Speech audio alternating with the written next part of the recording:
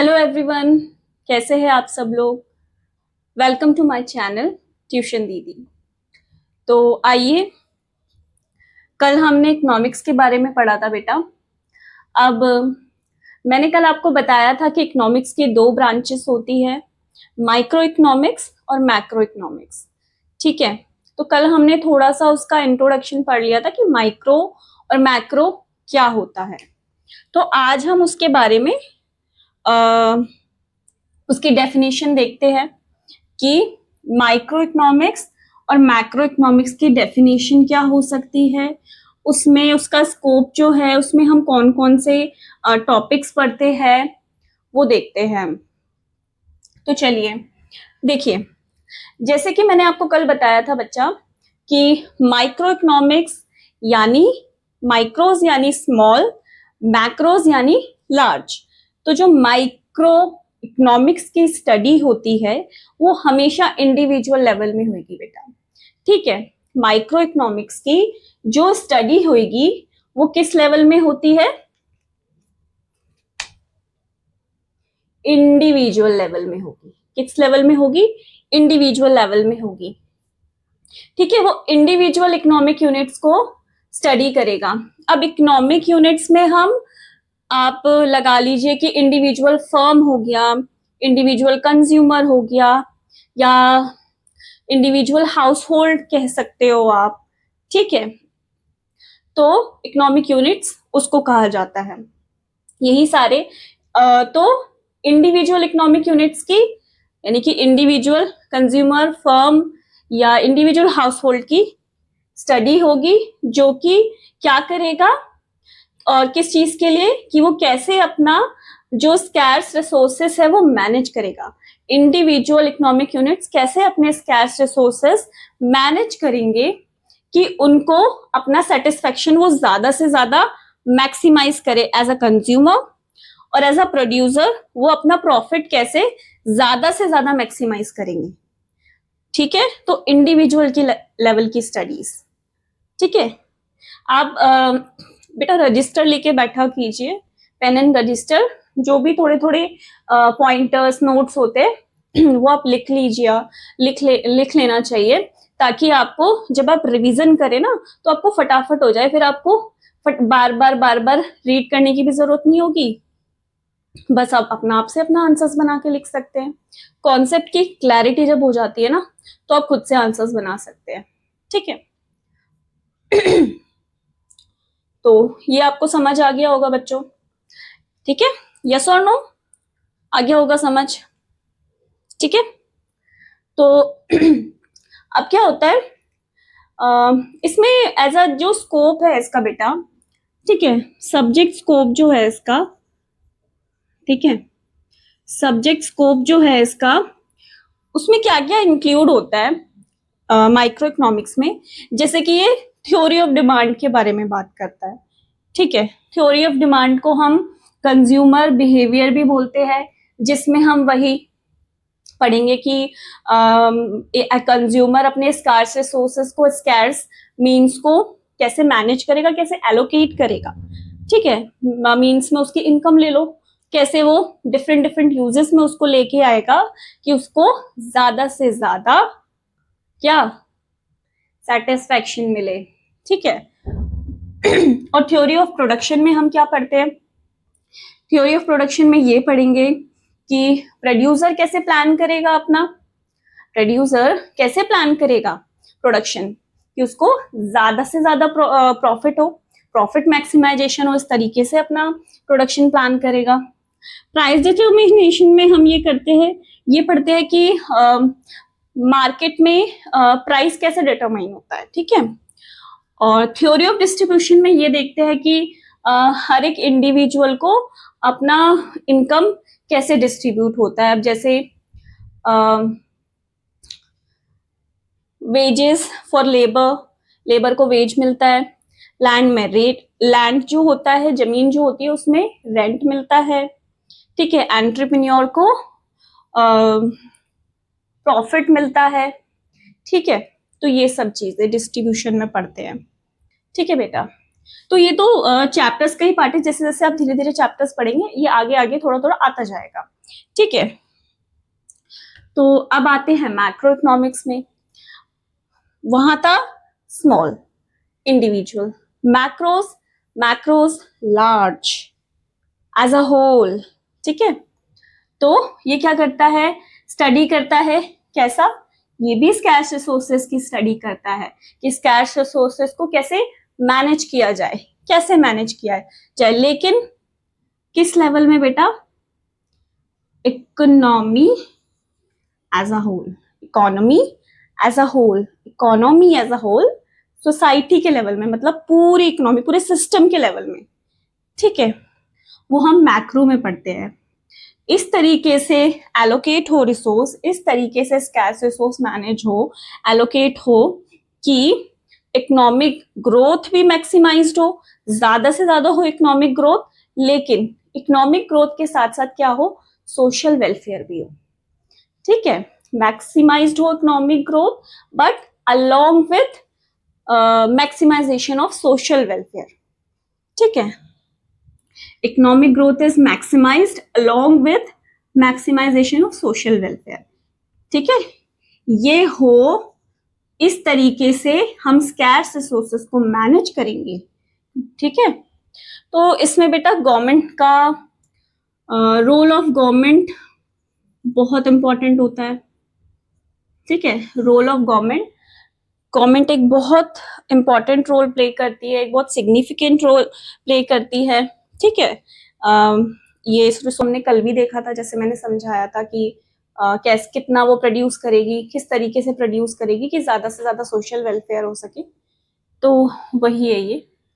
तो अब macro economics में क्या क्या इंक्लूड होता है, थ्योरी ऑफ इक्विलिब्रियम, इनकम और इक्विलिब्रियम आउटपुट, ठीक है। इक्विलिब्रियम इनकम क्या होती है ये पढ़ते हैं, लेकिन वो मैक्रो इकोनॉमिक्स का जब सब्जेक्ट पढ़ा जाएगा तब ये टॉपिक्स पढ़े जाएंगे, ये अभी तो सिर्फ समझने के लिए है। बैंकिंग सिस्टम जो चल रहा है हमारी कंट्री में, आरबीआई वगैरह, कमर्शियल बैंक, ये सारा हम मैक्रो इकोनॉमिक्स में पढ़ते हैं, जो 12th में आएगी। इंटरनेशनल ट्रेड के बारे में हम मैक्रो इकोनॉमिक्स में पढ़ते हैं। बड़े लेवल लग रहा है ना टॉपिक से, बड़े लेवल का हो रहा है, पूरे इकोनॉमी का हो रहा है, पूरे सिस्टम का हो रहा है, तो वही मैक्रो इकोनॉमिक्स होती है। बैलेंस ऑफ पेमेंट भी होता है इसमें बेटा, ठीक है, balance of payment etcetera, balance of payment भी इसी का ही पार्ट है, तो ये मैक्रो इकोनॉमिक्स में पढ़ते हैं। तो ये हो गई है इसकी डेफिनेशन कंप्लीट। अब वैसे तो डिफरेंस भी आप इससे बना के लिख सकते हैं, बट हम फिर भी एक बार देख लेते हैं इसका डिफरेंस, ठीक है। तो आइए,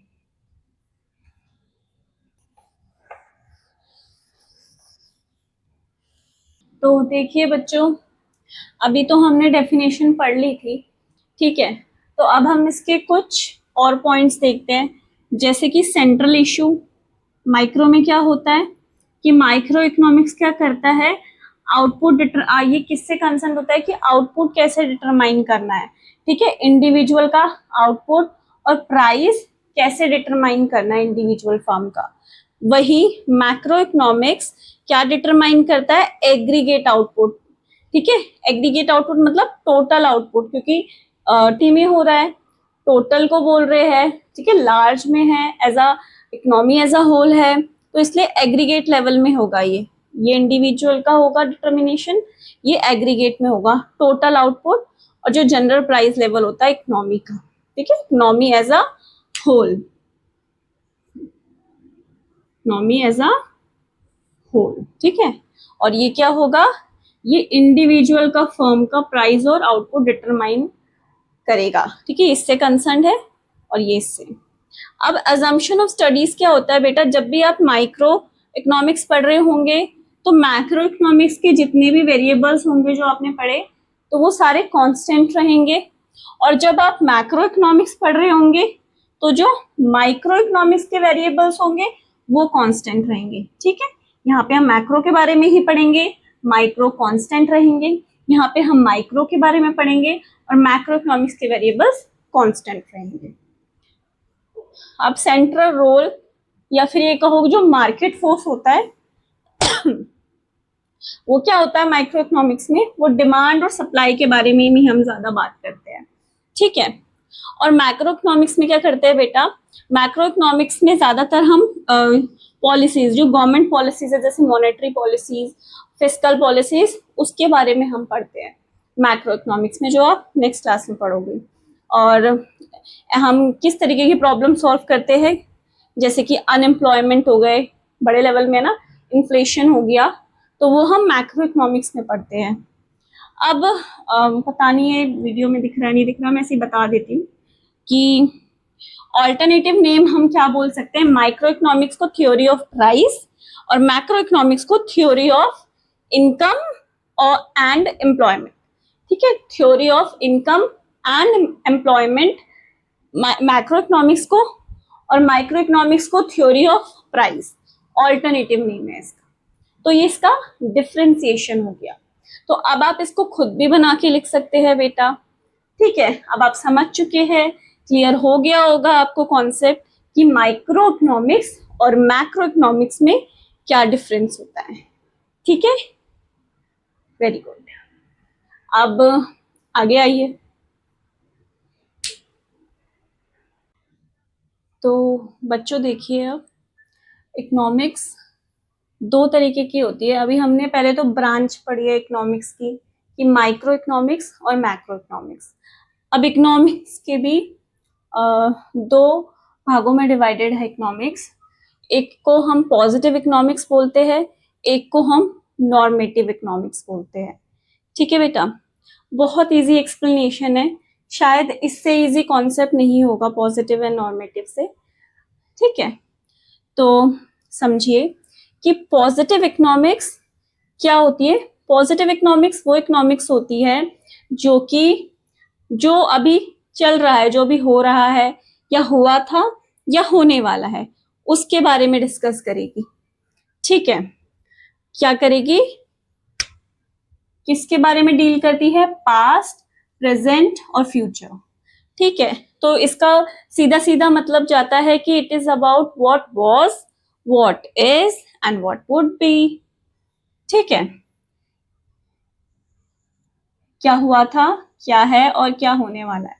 ठीक है, तो इस वजह से ये प्रेजेंट, पास्ट और फ्यूचर के बारे में, उस इकोनॉमिक इश्यूज के बारे में बात करती है जो कि पास्ट, प्रेजेंट और फ्यूचर में थे, है या होने वाले हैं। और किस बेसिस में करती है, इसकी जो स्टेटमेंट्स होती है ना बेटा, पॉजिटिव इकोनॉमिक्स की जो स्टेटमेंट्स होती है वो क्या होती है, फैक्ट्स और फिगर्स, नंबर्स में दे रखी होती है। ठीक है, फैक्ट्स या फिगर्स नंबर्स में दे रखी होती है। ठीक है, और जो इनकी स्टेटमेंट्स होती है पॉजिटिव इकोनॉमिक्स की, वो वेरीफिएबल भी होती है, वेरीफाइड होती है। वेरीफाई इसको करा जा सकता है कि वो राइट है, whether the statement is wrong और राइट। ठीक है, वेरीफाई उसको करा जा सकता है। क्यों, क्योंकि फैक्ट्स एंड फिगर में बेस्ड है, और फैक्ट्स और फिगर को तो हम वेरीफाई कर सकते हैं कि गलत है या सही है। ठीक है, और क्या होता है बेटा पॉजिटिव इकोनॉमिक्स में, ये किसी ओपिनियन, किसी वैल्यू जजमेंट में रिफ्लेक्ट नहीं करती। इसमें किसी भी तरीके का ओपिनियन, किसी भी तरीके का जजमेंट नहीं होता है। ठीक है, तो सॉरी, तो ओपिनियन और जजमेंट नहीं रहेगा, तो obviously it can be discussed, debatable है, डिबेट हो सकती है, डिस्कस हो सकती है। ठीक है, क्योंकि ओपिनियन नहीं है बेटा। तो हमने क्या पढ़ा कि ये वैल्यू जजमेंट, तो ये क्या होता है, ये वाली स्टेटमेंट्स जो होती है ये वैल्यू जजमेंट या ओपिनियन में रिफ्लेक्ट नहीं करती। इसमें किसी भी तरीके का ओपिनियन सॉरी, किसी भी तरीके का ओपिनियन या जजमेंट नहीं होता है, इसीलिए ये डिबेटेबल होती है। ठीक है, अब इसका एग्जाम्पल क्या है, for example imposition of higher tax on cigarettes help discourage its consumption. ठीक है, तो ये जो स्टेटमेंट है, ठीक है, ये एक स्टेटमेंट है जो कि पॉजिटिव स्टेटमेंट है कि अगर हम हायर टैक्स लगा देंगे तो कंजप्शन जो है सिगरेट्स का वो कम हो जाएगा।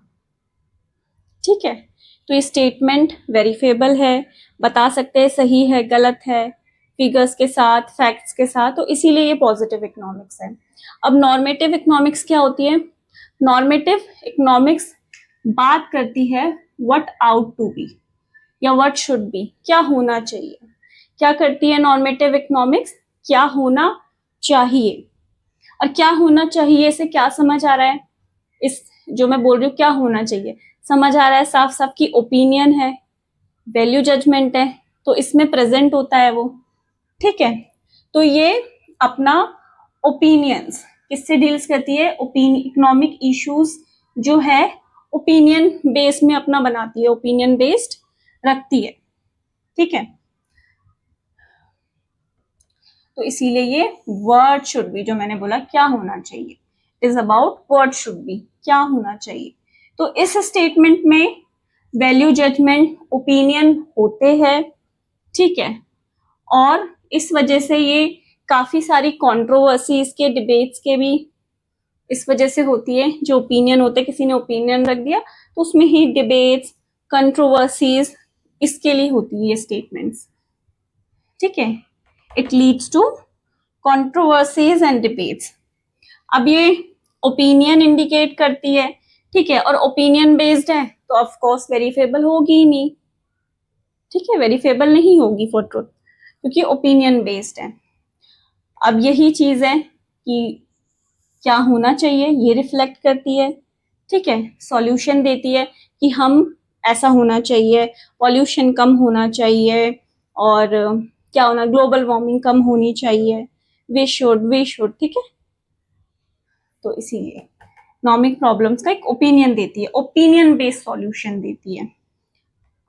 एग्जाम्पल है कि bank should reduce the rate of interest, bank को अपना रेट ऑफ इंटरेस्ट कम कर देना चाहिए, ओपिनियन है। ठीक है, तो ये रहा normative economics. Difference facts and figures. ठीक है, मतलब what was, what is and what would be, लेकिन normative what should be. Positive facts and figure में बेस्ड है, नॉर्मेटिव ओपिनियन और वैल्यू जजमेंट में बेस्ड है। पॉजिटिव वेरीफेबल, वेरीफाई की जा सकती है, और नॉर्मेटिव वेरीफाई नहीं करी जा सकती है। ठीक है, और बस इतना हम समझेंगे। तो ये था इसका डिफरेंस, इसकी डेफिनेशन। अब आप खुद बना के लिख सकते हैं बेटा, आपको कॉन्सेप्ट क्लियर हो गया होगा। ठीक है, तो अब हम थोड़ा बहुत अब हम नेक्स्ट आगे की तरफ बढ़ते हैं कि इकोनॉमी क्या होती है, उसके छोटे छोटे कॉन्सेप्ट, सब कॉन्सेप्ट्स पढ़ते हैं। ठीक है, फिर चैप्टर को फिनिश करते हैं। अब देखिए बेटा, चैप्टर इकोनॉमिक्स और इकोनॉमी था। इकोनॉमिक्स के हमने सारे कॉन्सेप्ट समझ लिए थे, अब बारी आती है इकोनॉमी की। तो इसको करने से पहले सबसे पहले तो मैं आपको ये बता देती हूँ कि एक्टिविटीज दो तरीके की होती है, एक होती है इकोनॉमिक एक्टिविटीज, एक होती है नॉन इकोनॉमिक एक्टिविटीज। वैसे आप सब पढ़ते ही आ रहे होंगे, पर फिर भी मैं आपको बेसिक से समझाऊंगी इस वजह से, तो आप ये समझिए। तो बेटा, इकोनॉमिक एक्टिविटीज वो होती है जो हम मॉनेटरी पर्पस के लिए करते हैं। ठीक है, मतलब हमको कुछ प्रॉफिट, मॉनेटरी बेनिफिट, वैल्यू चाहिए होती है। Non economic activity personal satisfaction के लिए होती है, मतलब उसमें कोई ऐसा पैसे वाला मोटिव नहीं होता है। फॉर एग्जाम्पल, एक टीचर है या मान लो एक डॉक्टर है, ठीक है, वो बाहर किसी का इलाज कर रहा है, ट्रीट कर रहा है, तो वो फी लेगा। ठीक है, वो उसकी इकोनॉमिक एक्टिविटी है। लेकिन वही वो घर पे अपने बच्चे को कोई मेडिसिन दे रहा है या कुछ दे रहा है, तो वो नॉन इकोनॉमिक एक्टिविटी है, वो एक्टिविटी इकोनॉमिक नहीं है। ठीक है, मदर कुक करती है हमारे लिए, वो economic activity, sorry, mother cook कर रही है घर पे, वो नॉन इकोनॉमिक एक्टिविटी है, वो पर्सनल सेटिस्फेक्शन के लिए, वो कोई मॉनेटरी बेनिफिट के लिए नहीं है। तो ये तो रही बात इकोनॉमिक और नॉन इकोनॉमिक एक्टिविटीज की। अब मैंने आपको ये क्यों समझाया, तो सुनिए बेटा, हम कुछ ना कुछ करने के लिए या कुछ भी काम करने के लिए, कुछ भी खरीदने के लिए, प्रोड्यूस करने के लिए या कुछ भी सेफ एक्सचेंज करने के लिए, कुछ भी करने के लिए हमको पैसों की तो ज़रूरत है। और पैसा कैसे मिलेगा? हमें कुछ ना कुछ काम करना पड़ेगा, कुछ एक्टिविटीज़ करनी पड़ेगी। कौन सी एक्टिविटीज़? इकोनॉमिक एक्टिविटीज़, कि उसी से तो पैसा मिलेगा। तो कुछ ना कुछ हमको इकोनॉमिक एक्टिविटीज़ परफॉर्म करनी पड़ेगी, जिससे हमें अपना लिविंग मिलेगा, पैसा मिलेगा, लिविंग अर्न करेंगे। ठीक है, तो जहाँ पे जिस एरिया में हम वो कर रहे हैं, काम हो रहा है जहाँ पे, तो वहीं को, उसी सिस्टम को, उस सिस्टम को ही तो इकोनॉमी बोलते हैं बेटा। ठीक है, तो ये इकोनॉमिक एक्टिविटीज है। ठीक है, तो जो भी इकोनॉमिक एक्टिविटीज मॉनेटरी वाली हम परफॉर्म कर रहे हैं किसी भी एरिया में, ठीक है, लोग इकोनॉमिक एक्टिविटीज परफॉर्म कर रहे हैं एक एरिया में, ठीक है, तो वो क्या रिवील करता है? मैंने बताया अभी, एक सिस्टम रिवील करता है, किसी ना किसी सिस्टम में कर रहे हैं।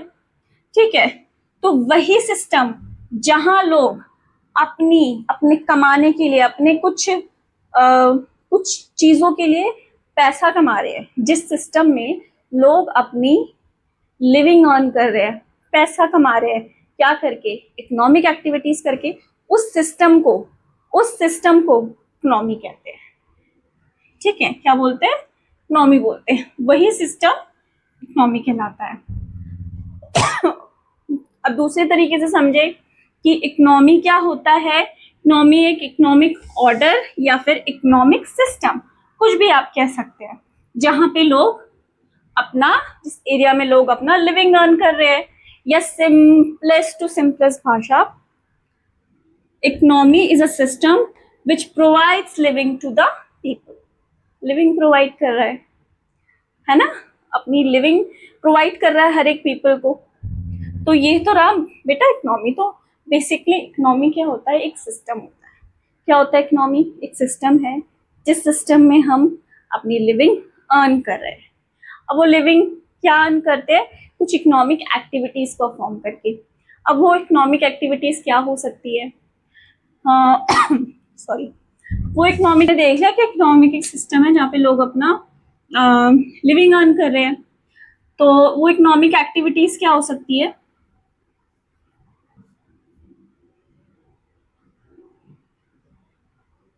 वो इकोनॉमिक एक्टिविटीज क्या हो सकती है? ठीक है, जिन इकोनॉमिक एक्टिविटीज को परफॉर्म करके अपना लिविंग कमाया जा रहा है, लिविंग अर्न कर रहा है, प्रोडक्शन करेगा, इकोनॉमिक एक्टिविटी है। कंजप्शन इकोनॉमिक एक्टिविटी है। इन्वेस्टमेंट इकोनॉमिक एक्टिविटी है। एक्सचेंज कह सकते हैं, ये भी इकोनॉमिक एक्टिविटी है। तो ये सारे ना बेटा मेनली ये 3 या फिर ये सब क्या होता है, ये ना इकोनॉमी के बहुत वाइटल प्रोसेस होते हैं। ठीक है, तो इसी ऑब्जेक्टिव को फुलफिल करने के लिए क्या होता है, ये हमको ये इकोनॉमिक एक्टिविटीज करनी पड़ती है, जिससे हम अपना लिविंग कमाते हैं। ठीक है बेटा, तो ये सारी इकोनॉमिक एक्टिविटीज परफॉर्म करके एक बंदा अपना एक इंसान अपना लिविंग कमा रहा है, अपनी he is earning his living. तो और जहाँ पे वो लिविंग कमा रहा है उसको सिस्टम बोलते हैं, किसी सिस्टम के अंदर कमा रहा है, और वो सिस्टम इकोनॉमी है। ठीक है, जैसे हम एरिया वर्ड हम क्यों बार बार यूज कर रहे थे?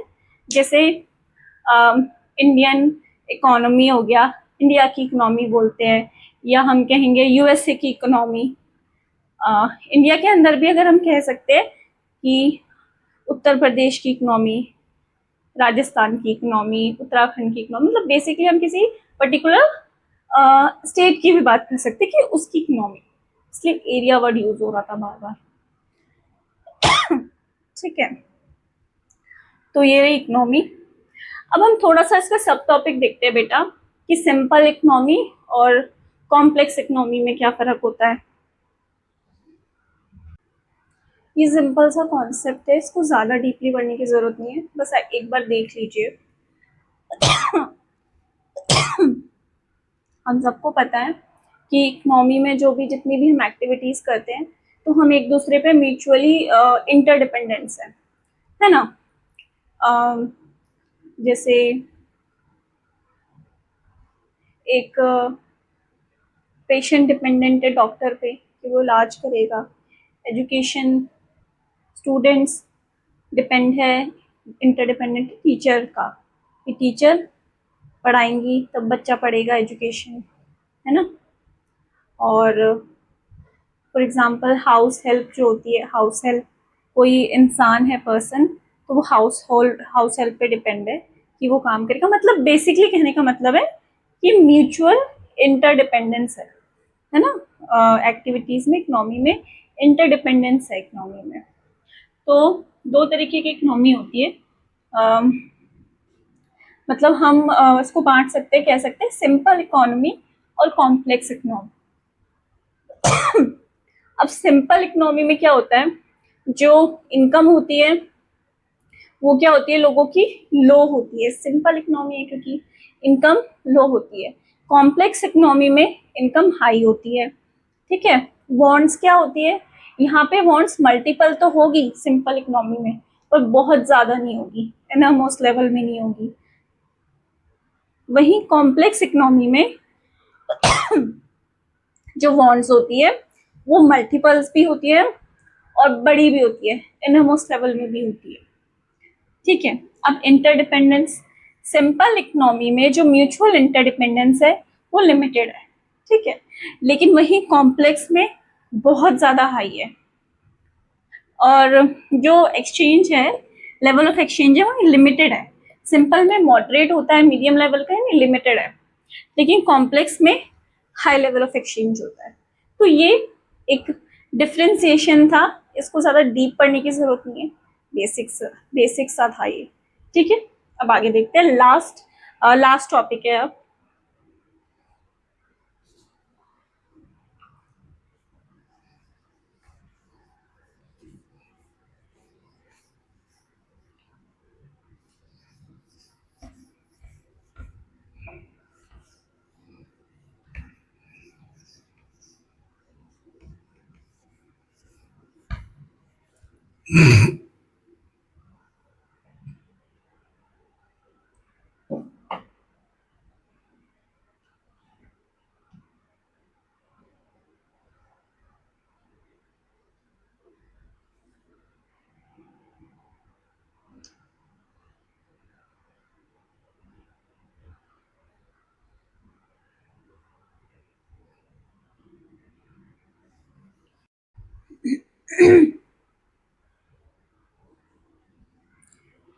अब देखिए,